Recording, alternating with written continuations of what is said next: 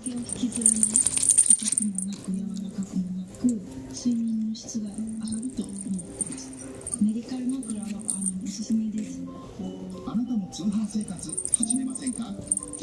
今すぐパソコンかスマホで通販生活と検索してください。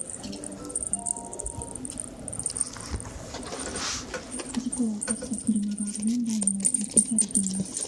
軽トラックはぐちゃぐちゃになった状態でひっくり返っています。現在もまだ手がつけられていない状況です。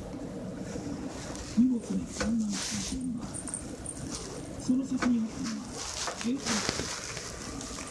電柱の上にひっくり返っています。反対側の車線にも衝突した車です。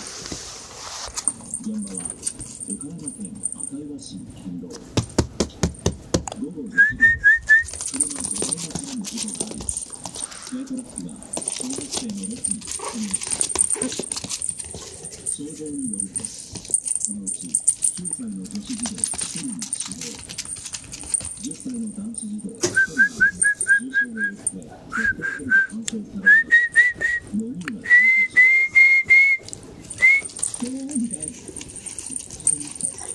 売り切れるとしたので、子供の泣き声がすごい聞こえたんですね。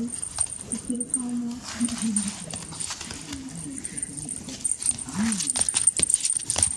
マッチョンは現場から1.7キロほど離れ、仮で小学校の児童、3年生から6年生の男女6人が集団下校の途中でした。